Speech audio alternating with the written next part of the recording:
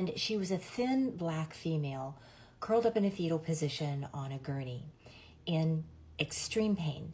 And he said, she's just med seeking. She's just looking for pain meds. I asked him how long she had been there, and he said 16 hours. 16 hours. So I asked him when was the last time he examined her. He said, oh, when she came in. He had not examined her since she came in.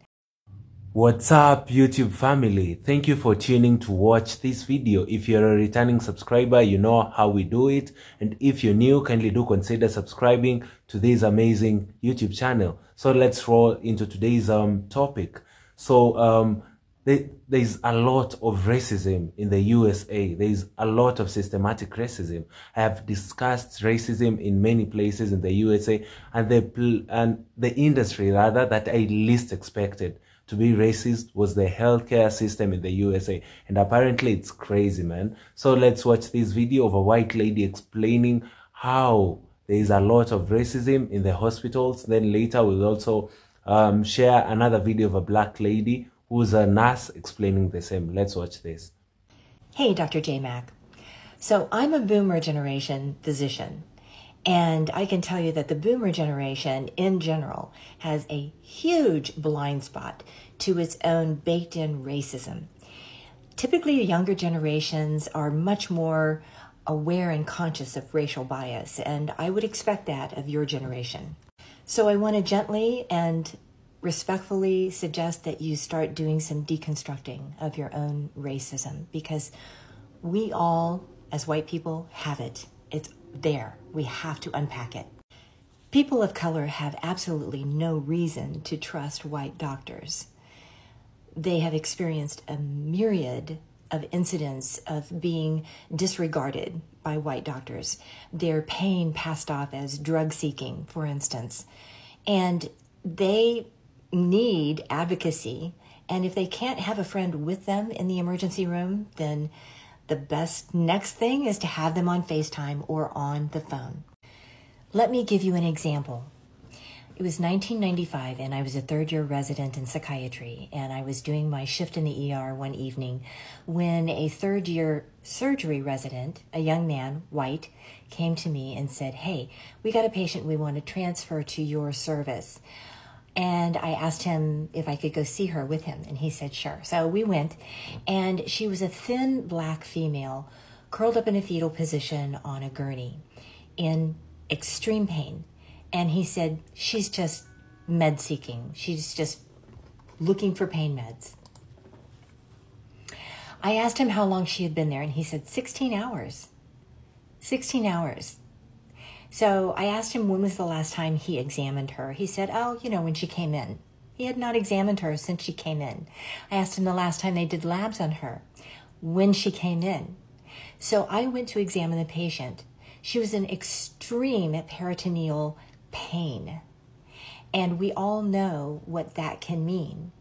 He said to me, she's a cocaine abuser. And I said, did you know that cocaine can cause mesenteric infarcts?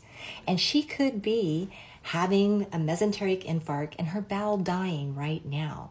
He said, nah, she's just pain med seeking. I asked him to do a lab, so he did a lab, and her white count was through the roof. He said, we're not taking her on the surgery service. I said, well, here's what I'm going to do. I'll take her on the psych service, but she's going to stay right here so she's ready for you to rush to surgery when her bowel ruptures. And that's exactly what happened about 1 hour later. That's just one example of many that I could go into. But this is something I want you to start doing. Instead of observing how your black patients are having somebody on FaceTime or on the phone when you're examining them, how about observing your colleagues who are white in the emergency room, the nurses and the doctors, and how they're treating people of color? And notice the differences. Start taking note and start unpacking your own biases.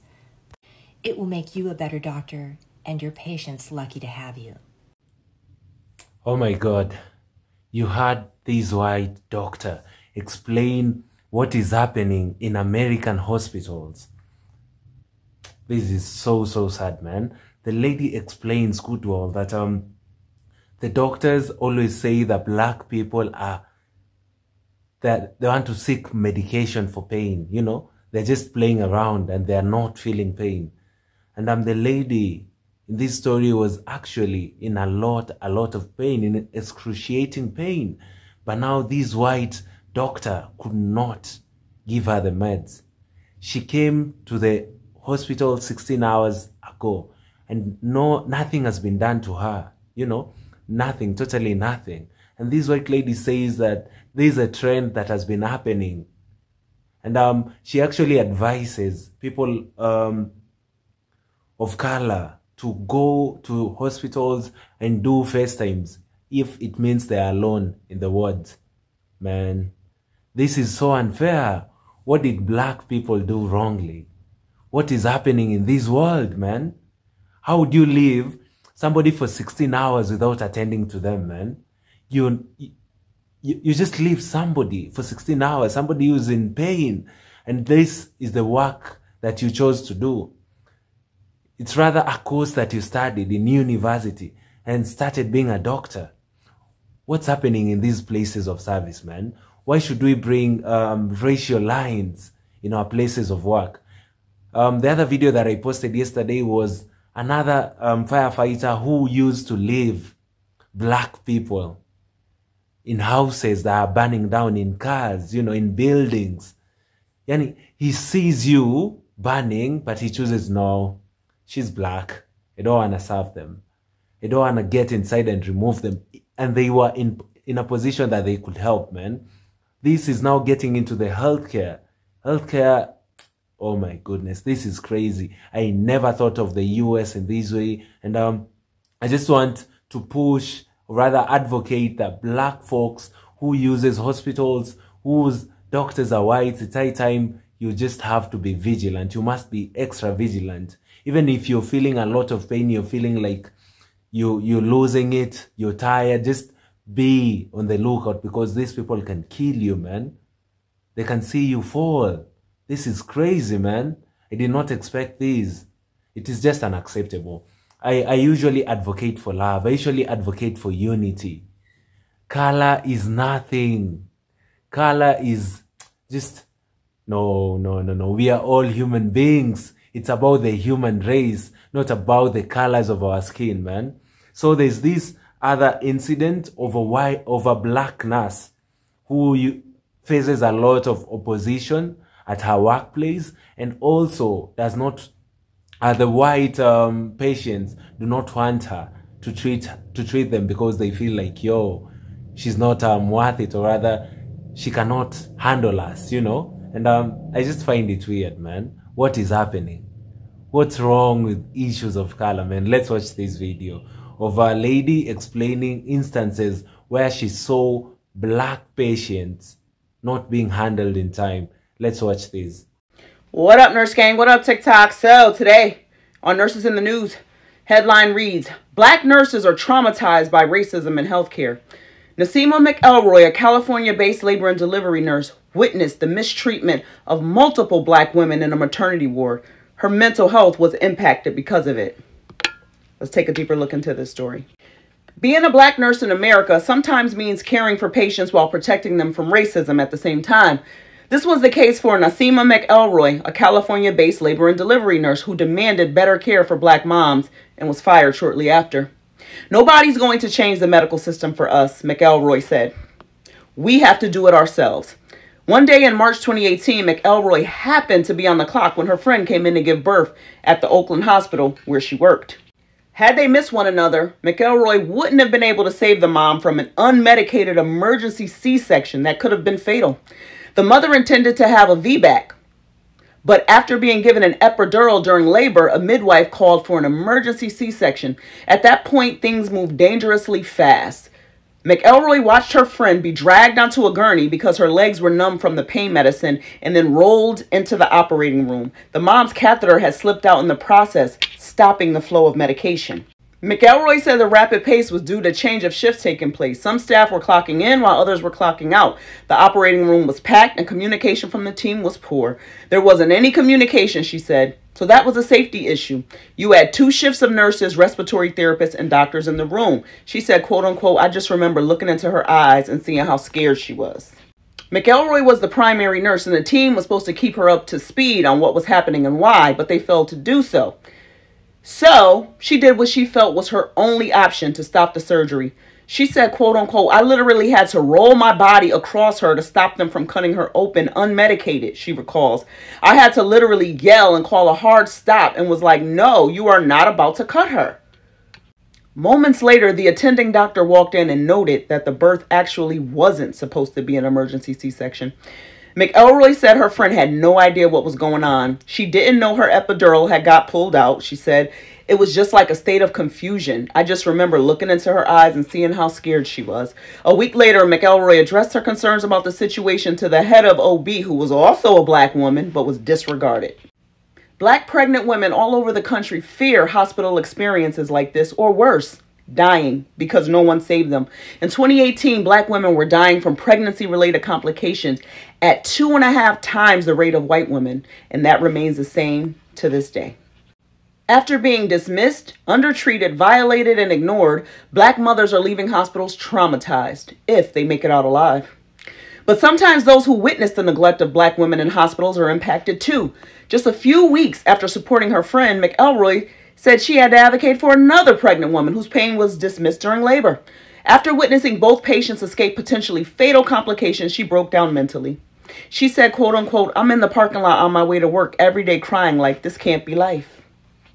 Her job referred her to a therapist who told her she needed to take time off because she was traumatized, but that never happened. Her employer denied her time off, so she called out sick. And then she was later terminated for being, quote unquote, absent. She filed a lawsuit and settled in 2020. McElroy may have been among the first nurses to gain national attention for her story, but many share her experiences. In a survey conducted by the National Commission to Address Racism in Nursing, 92% of black nurses reported experiencing racism on the job. The nurse went on to report that racist acts came from different parties, 70% from leaders, 66% from peers, and 68% from patients. McElroy said, "The reality is we've got racism in nursing, and it's doing harm to nurses of color." Oh my goodness. At first, I only thought that black patients were the ones going through racism. But now from the video that we just watched, also black doctors are going through racism from their colleagues who are white, And you've heard from the story, the chances of a black woman in the USA to die in their labor room is higher than that of a white lady. What does that make you think? You want to do sorry guys. You want to do unmedicated C-section. How do you even start doing that? Why would you force for a C-section when the patient can easily give birth the normal way? Why do you want to kill them, man? Is it because they're black? Is it because they do not deserve to live? Or is it because that their children, who they want to bear, do not deserve this world? What is happening, man? This is sickening.